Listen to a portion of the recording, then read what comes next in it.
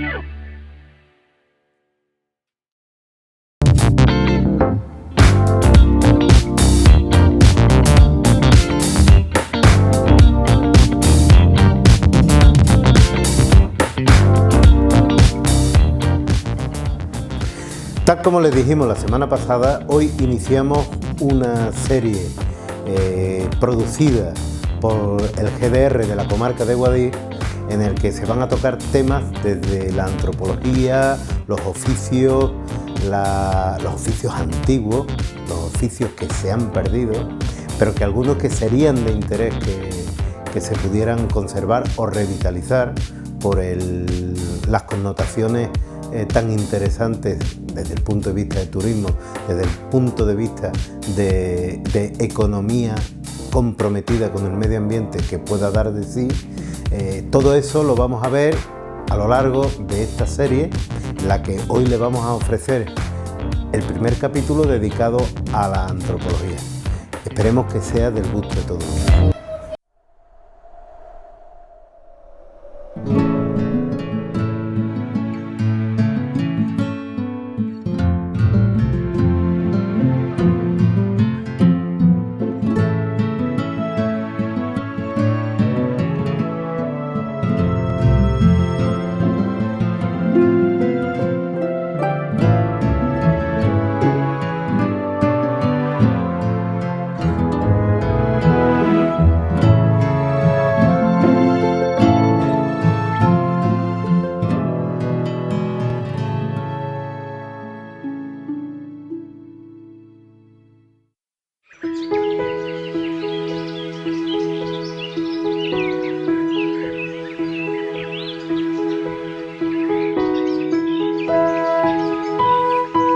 Los paisajes andaluces esconden una rica diversidad de matices y texturas, conformada por frondosos bosques y majestuosos paisajes de dehesa, ríos caudalosos, mecidos por vientos cálidos y una inigualable gama de fauna y flora. Tan rica como sus paisajes es la cultura que sus habitantes atesoran, impregnada de siglos de historia y tradición.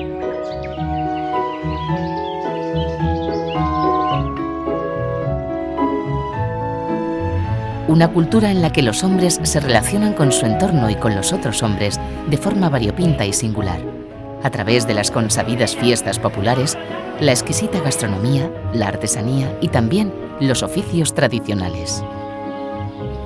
Pues estos últimos, los oficios, los trabajos desempeñados en el campo y en los pueblos, no son solamente eso, sino que en realidad suponen un lugar común para quienes los han practicado, reflejándose en ellos usos, costumbres y saberes transmitidos de generación en generación.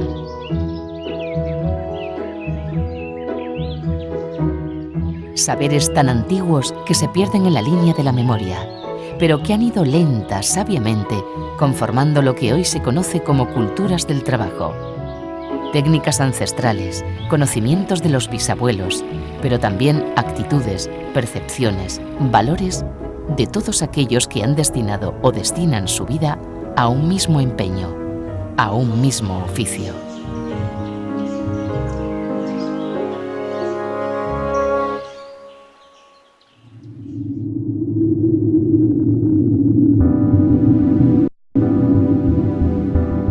Muchos de estos oficios se remontan a cientos, incluso miles de años atrás.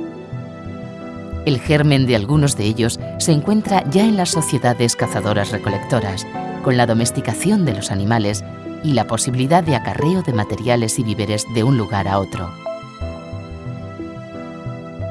Sin embargo, no será hasta más adelante cuando surjan figuras especializadas en cada oficio, haciendo de él su modus vivendi y tornándose en especialistas reconocidos por toda la comunidad: el tejero, el pastor, el acequiero. Labores en su mayoría relacionadas con un mundo eminentemente rural que se autoabastecía no solo de alimentos y materias primas, sino también, gracias a los artesanos, de herramientas, vestidos y útiles domésticos.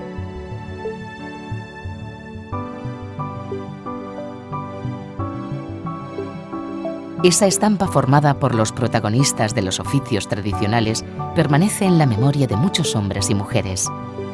Ellos pertenecieron a un mundo cuya economía estaba en gran medida sustentada por alfareros y pastores, por arrieros o piconeros. Su oficio y sudor movía no solo productos, movía también a las personas y al mundo que éstas conocían. Los oficiantes eran parte del pueblo y de su tiempo, a la vez que un peldaño más en la larga tradición de sus oficios, que romanos, nazarís o moriscos se habían encargado de forjar con sabiduría y rigor.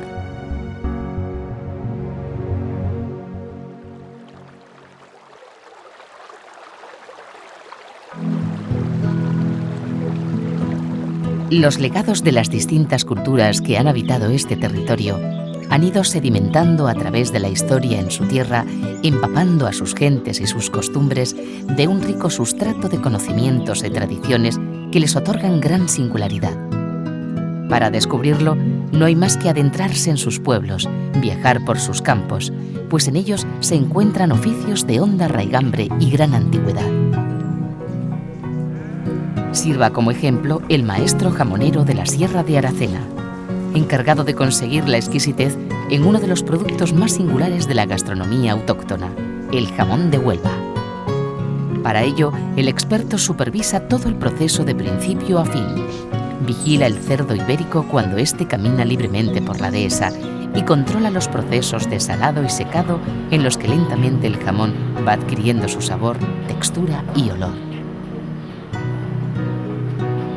El maestro jamonero debe hacer del tiempo, de la espera, sus aliados, pues es en el paso de los días cuando se produce esa mágica alquimia en el interior de los jamones.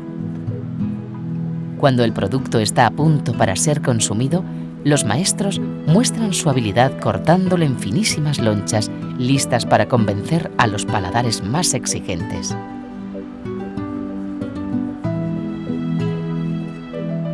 Lejos del mundo gastronómico, hay sin embargo otros oficios que también conocen la conveniencia de aliarse con el paso natural del tiempo, el tempo de la naturaleza. La producción artesanal de tejas, muy escasa a día de hoy, obedece los ritmos que las distintas fases del proceso le imponen. Ablandar la arcilla en agua hasta obtener la consistencia deseada, dejarla secar al aire una vez modelada, y finalmente cocerla en grandes hornos en los que se le dotará de su resistencia e impermeabilidad.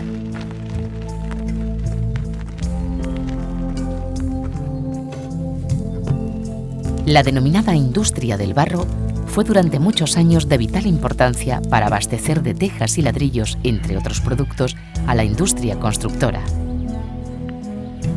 La introducción de nuevos materiales, como la uralita o el fibrocemento, desplazó en cierta medida su relevancia y su sistema de producción se encuentra hoy mucho más industrializado que el de otros oficios.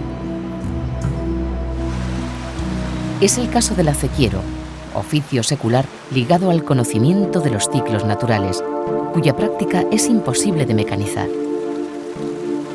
El acequiero es aquel regante experto que vela durante un año entero por el perfecto funcionamiento del sistema de acequias.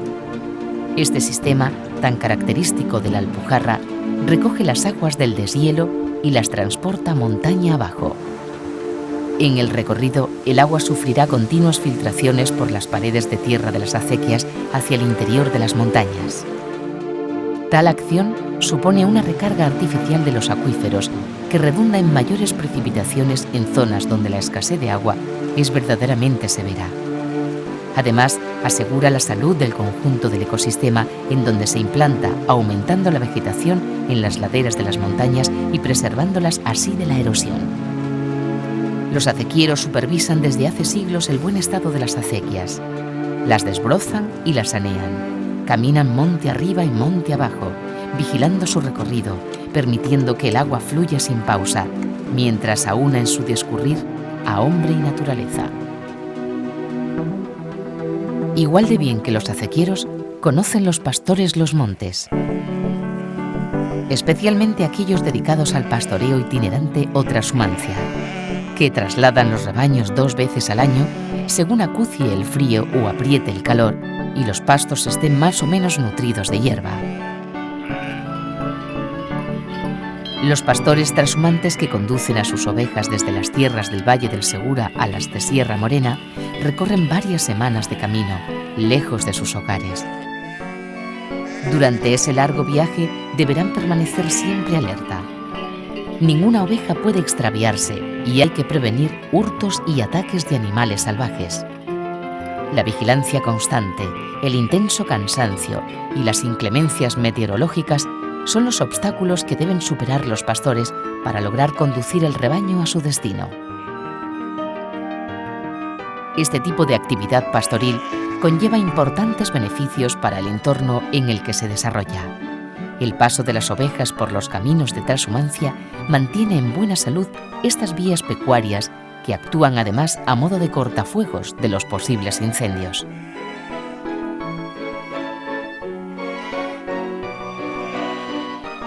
Si los pastores recorren con sus ovejas los montes, podría decirse que los picadores los atraviesan. En realidad no se trata de montañas, sino de cerros, dentro de los cuales esta suerte de arquitectos populares abren cuevas habitables. La cueva es una vivienda autóctona muy implantada en provincias como Granada y zonas como la Hoya de Guadix. Entre sus cualidades destaca el mantener una temperatura constante todo el año y el establecer un equilibrio orgánico con el medio en el que se halla.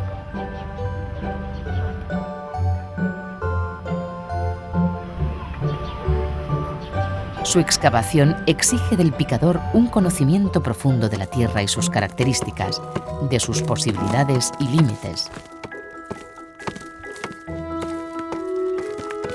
Y este es un saber ancestral, transmitido de generación en generación, que permite al picador adentrarse en la tierra con la seguridad de quien sabe lo que hace y lo que busca.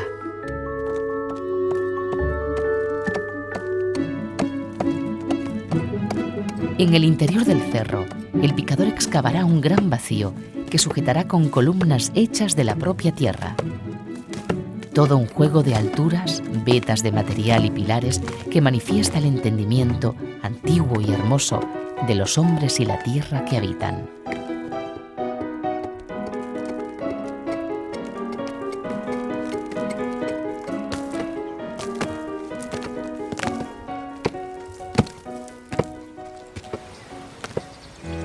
No han sido los picadores los únicos en introducirse en el interior de la tierra.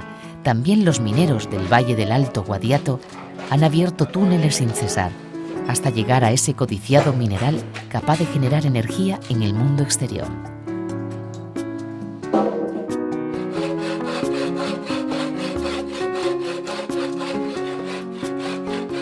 Los encargados de sujetar las galerías que conducían hasta el carbón recibían el nombre de entibadores, profesión extinta en la región a día de hoy, pero que durante años ha sido el pilar de la seguridad del resto de trabajadores en la mina.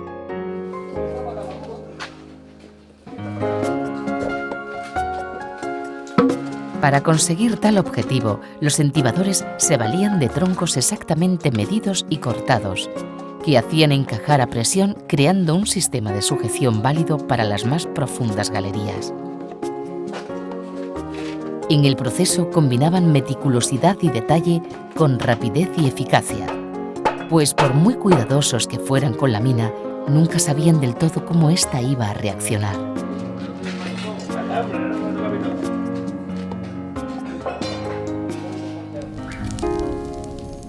Otro tipo de carbón fue el utilizado durante mucho tiempo para paliar los severos inviernos de este mismo valle del Alto Guadiato. El carbón de picón se extrae de las ramas menudas de las encinas. Las brasas resultantes de su combustión conforman este tipo de carbón vegetal. Hoy en día apenas unos pocos piconeros practican este oficio, pues el gas butano y los calentadores eléctricos se han impuesto como energía para calentar los hogares. Pero antaño, estos hombres eran los encargados de fabricar y distribuir el picón que se consumía durante horas en los braseros de las mesas camilla de las casas. El de piconero fue muchas veces un oficio complementario, de aquellos que, poseyendo pocos recursos, aprovechaban lo que nadie parecía querer del monte para sacar un dinero extra. Eso sí, como en tantos de los oficios que conformaron el panorama social y económico de los decenios pasados, exigían agudizar el ingenio y un duro faenar. Tempranos despertares y larguísimas jornadas en donde el esfuerzo humano aportaba los ingresos justos para la supervivencia. Faenar, faenar y faenar sin descansar.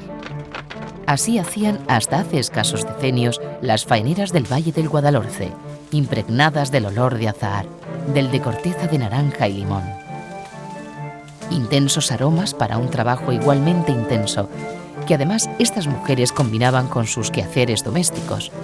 La mayor parte de ellas eran jóvenes y solteras, viudas las más mayores, pues las que estaban casadas y con hijos solían dejar el trabajo para dedicarse exclusivamente al hogar. Las faeneras recolectaban la fruta y el azahar, transportándolo hasta almacenes próximos al recién estrenado ferrocarril, que repartía los cítricos por sus manos recogidos por varios puntos del extranjero. Los que no eran destinados al consumo humano se descascaraban, usándose la pulpa para el forraje de animales y procediendo al secado de la cáscara para extraer de ella aromas o producir colorantes y cosméticos naturales. La incorporación masiva de la mujer al mercado laboral no es tan antigua. Su trabajo se ha concentrado durante décadas en el interior de los hogares y así escasos son los ejemplos de oficios tradicionales femeninos de los que resulta posible hacer mención.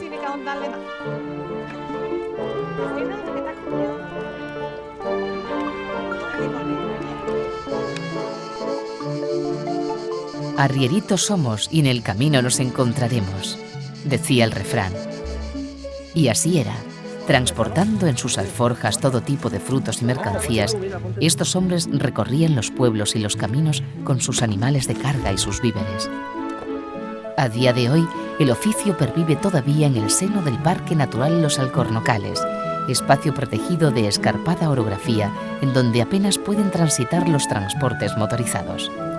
Por ello, los arrieros siguen adentrándose en este parque con sus mulos y transportan el corcho de los mismos alcornoques que lo hicieron sus predecesores.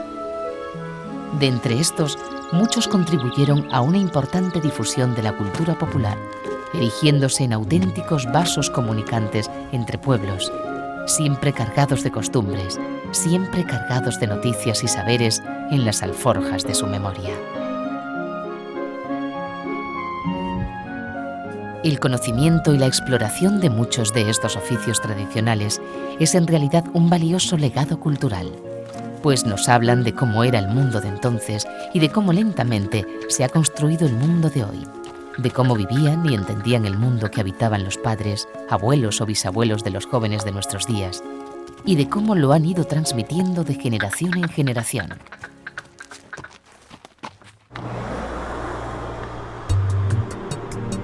Si bien una característica de los oficios tradicionales ha sido su adaptación a los sucesivos tiempos, sensibilidades y técnicas que han ido yendo y viniendo de su territorio, no siempre ni en todos los casos ha sido posible tal adaptación. Por ello, algunas culturas del trabajo permanecen vivas a día de hoy, mientras que otras se vieron sobrepasadas por las profundas transformaciones vividas en el panorama agrario en la segunda mitad del siglo XX.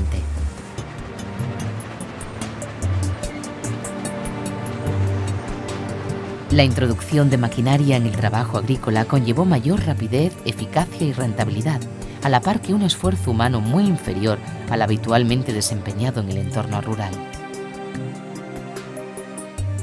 Un cambio con su cara y su cruz, pues a la efectiva mejora en la calidad de vida de estas gentes hay que oponerle la implantación en el campo de un sistema productivo seriado, en el que las industrias más familiares tuvieron serias dificultades para salir adelante.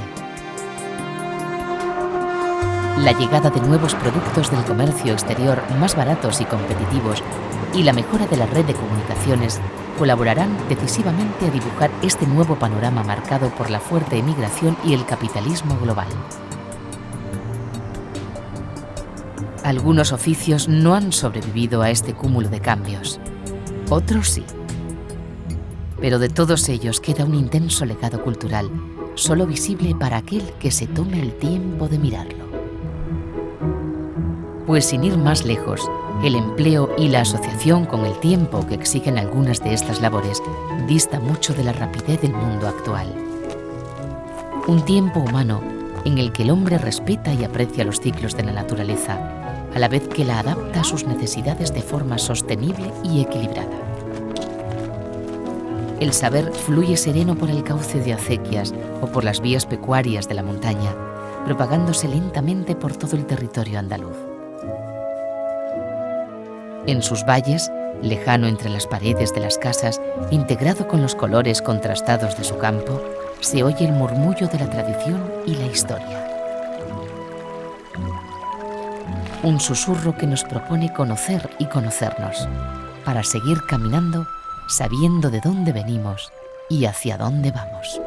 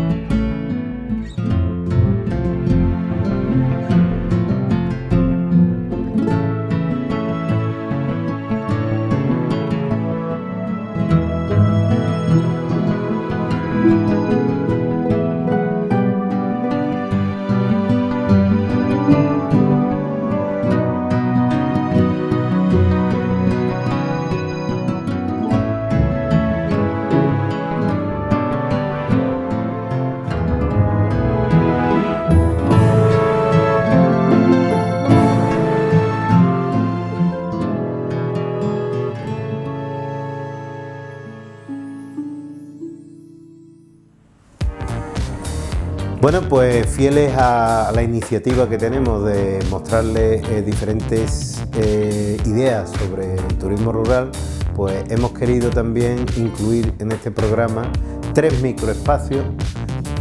Iremos completando la serie creada por Sedecom, una productora malagueña, con la colaboración de la Junta de Andalucía, la Consejería Antigua de Agricultura y Pesca y la CEA, la Confederación de Empresarios Agrícolas, que diseñaron y crearon esta serie en la cual se mostraba las adaptaciones que se habían hecho para turismo rural de cortijos y grandes casonas grandes haciendas y casonas de Andalucía. Es una serie de un corte perfecto, precioso, corta, en la que ustedes van a ver en pocos minutos van a ver la majestuosidad de algunos cortijos que se han preparado para, como les he dicho, para el turismo rural. Tomen nota, aquellos que quieren poner en funcionamiento algún negocio de estos y vean lo que con paciencia, colaboración y me figuro que subvención se han podido llevar a cabo. Y aprovecho también para despedirme y emplazarles para un nuevo programa en el que volveremos a traerles puntos interesantes como es los oficios antiguos y nuevas casonas, casas, cortijos y grandes haciendas de Andalucía. Nos vemos el próximo día.